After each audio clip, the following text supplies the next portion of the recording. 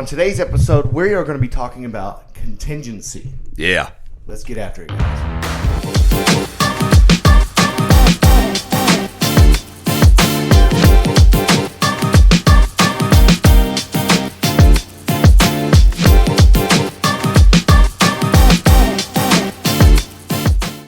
Welcome to the show. As you just heard the intro, I'm not going to go ahead and do the whole spiel. You know why you're here. You know why you're listening. My name is Cavender. And I'm Travis Hitt. We're here to give you some knowledge in the real estate world. Today's topic is going to be for the agent and the consumer. What questions to ask, and for the agent to really just know what the heck you're doing when it comes to real estate and to best serve your client. What to look out for on the listing side. What to look out for, what to ask your agent if you're a consumer. But before we get into that, the first thing, I normally do this on the end of the show, but I know that most of you guys just tune out by that time, but you know, we really need some feedback from you guys. We grow with your attendance, your eyes, your ears. So if you could, you know, drop a comment down below, let us know what we suck at, what we're good at. And if you could rate us on iTunes, give us a 5-star. If you hate us, just go ahead and give us a 1-star. I would love to see who that is, but we like honesty. Grow on that. That's the only way we can grow is if we know that, right? So enough of that BS. Oh, we don't do ads. We do this all on, you know, just your value. If we give value to you, so if you get value from this, please give us a share. That's pretty much only fee that we have. Yeah. So Travis, let's talk about contingency. You want to start on like the buyer side, or you just want to give like a general what it is? Yeah, let's just talk about what a contingency is. Some people know, a lot of people don't know, but a contingent purchase or sale, it means that one party has to sell a property to be able to qualify and purchase a new property. So that is a contingency. They are very handy when the market allows for it. There are times in the market, like the last 2 years, that were crazy busy, that if you had a contingency, I hate to tell you, your offer's probably going to the back of the pile. Yeah, because it was like people had cash, right? Or they didn't have to sell their home. Correct. So it was competitive. It was too competitive. Yeah. And we might have a little bit of that in 2023. We might. One of those people that are waiting. We might. I definitely think we will. But we're in a market right now that sellers again are accepting contingent offers, which works out well for the buyer. It's not a negative thing. It just means that somebody doesn't qualify for 2 homes at once. But there's ways to do it. So when a contingent sale has to happen, the buyer, again, can't qualify for the purchase unless they sell their current property. So you have to submit what's called a contingent offer to the seller of the new home. And it's not as attractive as a home that doesn't have one, but it doesn't mean it's a bad thing. Most people can't buy 2 homes. Really, that means, like, say we'll get into like what to look for as a listing agent and what to do as a buyer's agent. And for consumers, this is great for you guys to know this, have this knowledge. But it means that if you go in a contingent at a home, that means you have to wait a certain amount of time for that home to sell.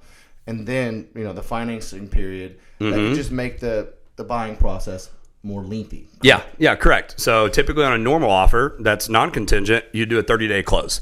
With a contingency, most of the time you're not doing a 30-day close. So I like to extend that out. Minimum 45 days. Usually a contingent purchase is a closing date of 60 to 90 days. Sometimes it can work out well for the seller if they haven't found a home yet, or if they don't want to move out in 30 days, or they're building a home and it may be delayed. A contingent purchase on their home can work out well because it's extended. But yeah, that means basically the buyer of the new home has to get their home under contract and sell it prior to buying the new home. Gotcha. All right. So did you get questions? Did you know what that means? If you do, drop in the comments. I'm going to let you guys know. I really want some feedback. So yeah, ask questions. So let's go ahead and jump into, if you're a listing agent, right? And you are representing the seller.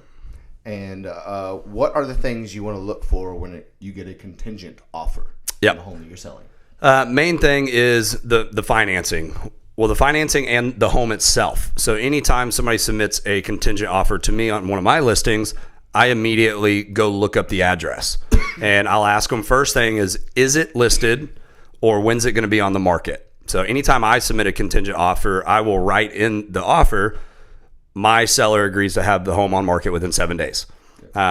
But I look at the address to see, okay, is it a good home? Is it in a good area? Will it potentially sell quickly, or is it an area that there's no way most likely it's going to sell within the time period that they put on the contract? Because I explained to a lot of people and new agents, if you're listening, just because somebody writes something on a contract doesn't mean that they think that's going to happen.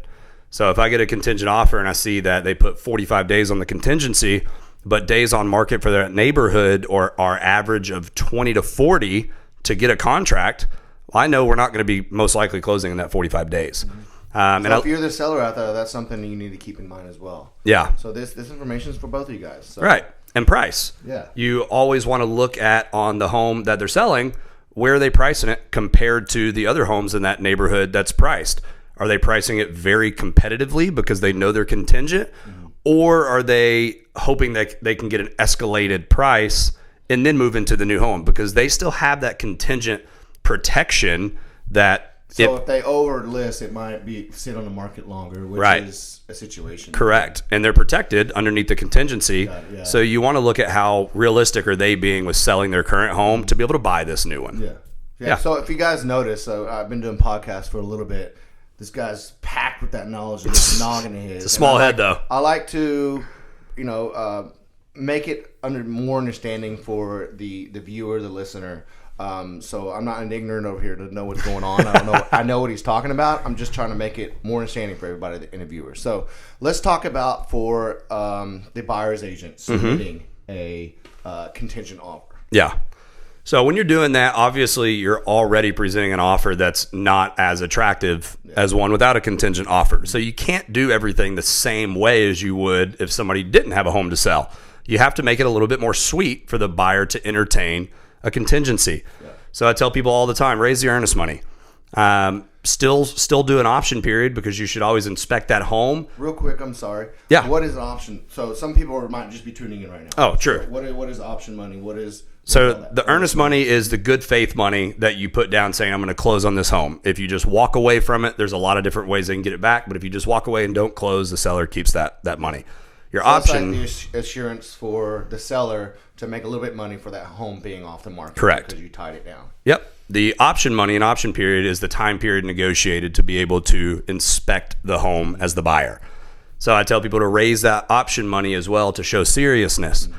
And then when you're doing it, obviously you can't typically lowball on a contingent offer. So don't offer the price that you would typically if you're non-contingent, because again, you have to make it a little bit more attractive for that seller to agree to accept a contingent offer. So you want to make the price more realistic, as well as I tell people all the time, have the finances, everything almost completed on the lender side before submitting a contingent offer. The only thing it should be waiting on is two things: the appraisal and their current home to sell. Okay. That way, the listing agent can call that lender and they're very confident that that's really the only thing that's stopping that buyer from buying the home. What is the average,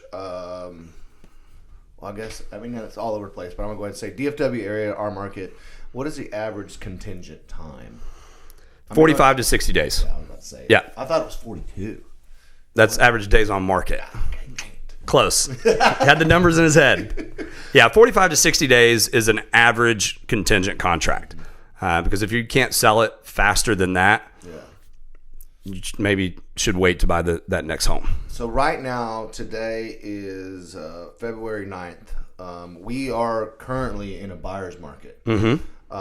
So it is a good time to purchase, and contingencies are back in right now. As he started off the podcast, the show, before when we had the crazy real estate on fire, those really weren't being accepted at all. People were waiving appraisals.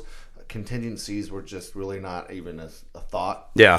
So we thought this topic would be a good one to nail on right now. If you're watching this later, hit us a message. Let us know if you want to know if it's a buyer's or seller's market. But right now, contingencies are coming back. People are accepting them. And a lot of people don't know that they can even do a contingent offer. So a lot of people think that they have to sell their home first to be able to, or they have to sell it and then they can go start shopping, which you can accrue a lot more fees with hotels, Airbnbs, or staying with family. But a lot of people leasebacks. But a lot of people don't even know that you can buy a new home and put a contract on it while you sell your current home. So if you're a viewer listening out there, you have a lot of options, even if you don't qualify for your new house without selling. The other thing that I like to talk about during contingencies is you don't have to go contingent. There's a lot of companies out there now that will actually buy your new home with cash and then sell it back to you when you do sell your home. Is it going to cost you some money? Yes, but it's a convenience factor, just like we spend money on DoorDash to have coffee delivered. Yeah. You pay for it. Sure. I know, if my wife's listening. But yeah, it's going to cost you usually anywhere from a 1 to 1.5% fee to be able to do that. But there are some amazing companies and lenders out there now that Is that wrapped into your mortgage just for them to know? No. I know. Okay. Nope. I'm just saying. It's not. Literally, it paid at closing. They pay all cash for the new home. They cover the closing costs. They do everything. And then whenever you sell your current home, they take out of whatever. They sell the new one back to you, and you cover all those costs, and then you pay on that 1 to 1.5% fee. But it all depends on where you are in your finances, where you are in the market at that time, all those things. Yeah. Right?